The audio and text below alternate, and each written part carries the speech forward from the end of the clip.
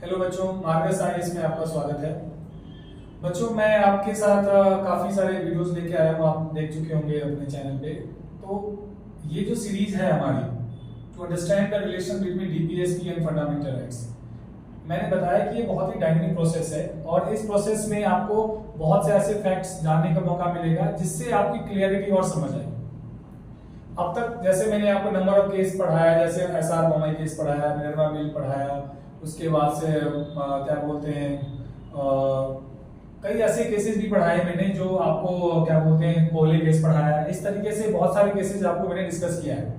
But इस series में जो आज हम डिस्कस करने जा रहे हैं, जैसे मैंने आपको इससे पहले पढ़ाया था मद्रास चंपकम वर्सेस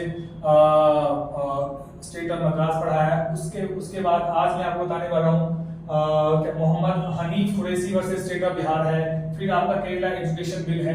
तो ये सारे जो केसेस मैं आपको क्यों समझा रहा हूँ, ये सारे केसेस मैं इसलिए समझा रहा हूँ ताकि आप क्या करें, फंडामेंटल राइट्स और डीपीएसपी के बीच के जो रिलेशन है उसको आप करेक्टली अंडरस्टैंड कर पाए।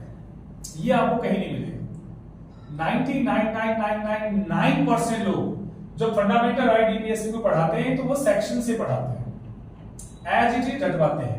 बट आपको यहाँ ऐसा कुछ नहीं करना है। और जैसे मैं आपको अलग सीरीज में बता चुका हूँ, आपको हिस्ट्री पता होगा, नहीं होगा तो आप वीडियो देख लीजिएगा। ये जो आज का जो टॉपिक है वो है doctrine of harmonious interpretation with the fundamental rights and DPSP. Harmonious interpretation between the fundamental rights and DPSP. Harmonious interpretation word क्यों कहना पड़ा सुप्रीम कोर्ट, क्या रीजन रहा कि उनको एक हार्मोनियस वर्ड यूज करना पड़ा, जबकि फंडामेंटल राइट्स को सुप्रीम कोर्ट ने क्या कहा है, सैक्रोसैंक्ट का है, सबऑर्डिनेट टू डीपीएसपी का है, subsidiary to the fundamental rights का है। मतलब ये जो सारे के सारे जो वर्ड्स जो यूज किए गए in the favour of fundamental rights, क्योंकि फंडामेंटल राइट्स क्या है, एनफोर्सेबल है। फंडामेंटल राइट्स को हम एनफोर्स कर सकते हैं आर्टिकल 32 और आर्टिकल 226 के तहत। इसीलिए सुप्रीम कोर्ट ने इसके लिए अलग अलग वर्ड यूज किया, सैक्रोसैंक्ट यूज किया, उसके बाद से सब्सिडियरी यूज किया in the comparison of DPSP, और इसको और क्या क्या है, इसको सबऑर्डिनेट भी यूज किया। तो इस तरीके से तीन वर्ड्स जो उन्होंने सुप्रीम कोर्ट ने दिया in comparison of the fundamental rights for the DPSP, उसी आउटकम से, उसी जजमेंट से जो तीन महत्वपूर्ण जजमेंट सुप्रीम कोर्ट ने दिया, एक तो आपका दिया state of Madras versus Champakam Dorairajan case, दूसरा केस दिया Mohammad Hanif Qureshi versus state of Bihar, और तीसरा केस आया केरल एजुकेशन बिल। ये जो तीन केसेस था, ये तीन केसेस ने फंडामेंटल राइट्स एंड डीपीएसपी के बीच के रिलेशन को क्लियर कट कर दिया। और इस क्लियर कट रिलेशन से एक वर्ड जनरेट हुआ, उस वर्ड का नाम था हार्मोनियस इंटरप्रिटेशन। ये हार्मोनियस इंटरप्रिटेशन वर्ड क्यों यूज किया गया, क्योंकि डीपीएसपी जो है ये आर्टिकल 37 के तहत this is obligation on the state, this is obligation on the state to introduce, to use the provision of DPSP in the construction and making the policy for the welfare of the people of India. जो DPSP क्या देता है, DPSP जो prime responsibility है, DPSP को हम fundamental governance भी कहते हैं। तो जो गवर्नेंस है, तो फंडामेंटल राइट्स और डीपीएसपी, तो फंडामेंटल राइट्स आपको प्रोटेक्ट करता है, डीपीएसपी आपको वेलफेयर देता है। तो दोनों के बीच में बैलेंस बनाना बहुत जरूरी है बच्चों।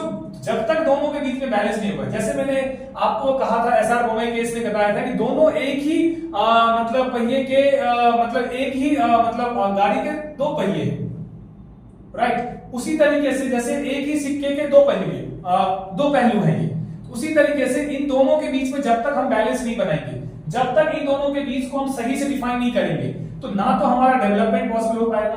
यदि हम बार बार हम कहेंगे कि फंडामेंटल राइट वायलेट हो रहा है, article 13 clause number 2 specially strictly कहता है state can not legislate and abrogate the fundamental rights that mention in article 12 to 35।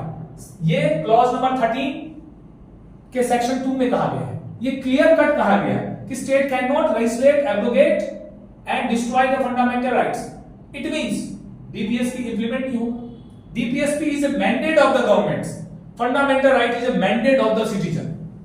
So DPSP is a mandate of governments and fundamental rights is a mandate of citizen, and both mandate and the government formed by the mandate of the people. So indirectly रूप से DPSP also have mandate of the people, because government formed by the people and government for the people and by the people. So it means the DPSP is also have an edge all the people living in India. It means जो DPSP है वो भी एक तरह से right की तरह ही है, इसको आप इग्नोर नहीं कर सकते। इसीलिए इन्होंने सुप्रीम कोर्ट ने एक वर्ड निकाला और उस वर्ड का नाम क्या रखा, harmonious interpretation between the fundamental rights and DPSP। When government will legislate, government will not desperately, dedicatedly abrogate the fundamental rights. They have to think logically that the fundamental rights is protected. So when they start making the law, then they have to think first there will not unnecessary abrogation of the fundamental rights. That is the meaning of harmonious interpretations.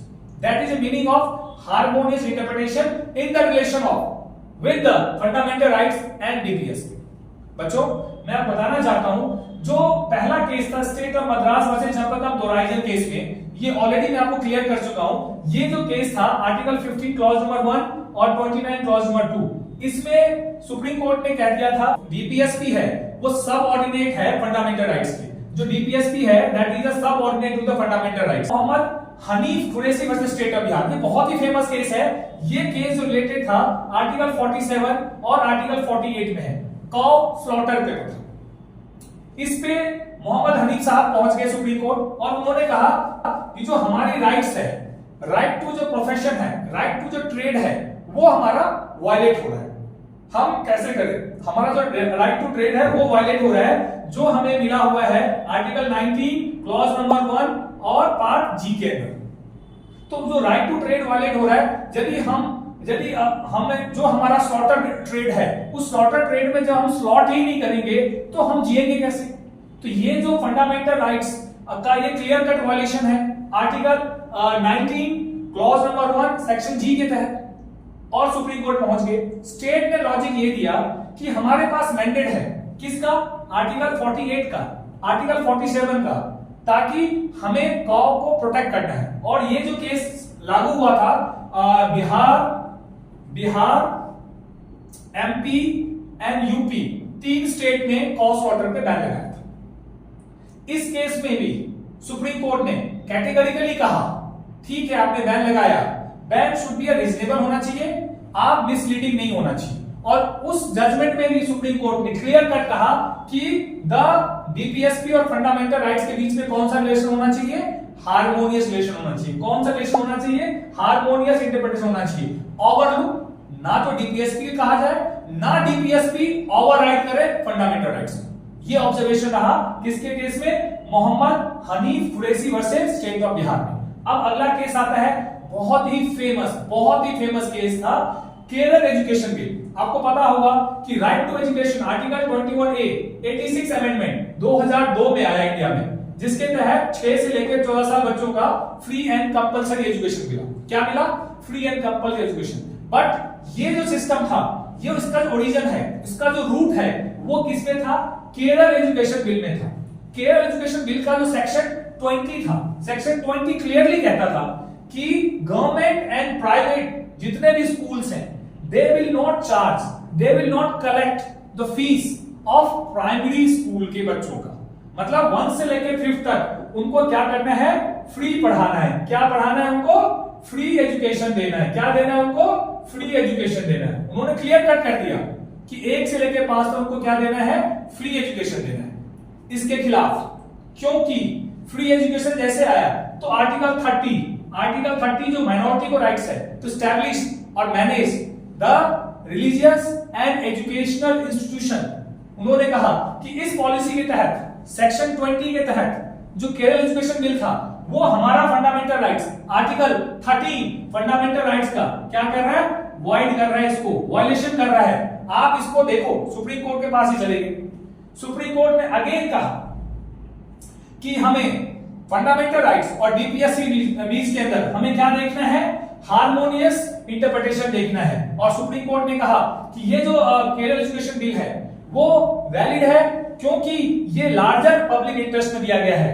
कुछ लोगों का नुकसान हो रहा है मगर बहुत लोगों का भला हो रहा है। तो आपको पता है कि फंडामेंटल राइट्स को हम एब्रोगेट या उसको हम ओवरलुक या ओवरराइड कर सकते हैं in the implementation of the DPSP for the larger public interest. Again वो कॉन्सेप्ट आया, किसका आया, harmonious interpretation of the between the fundamental rights and DPSP.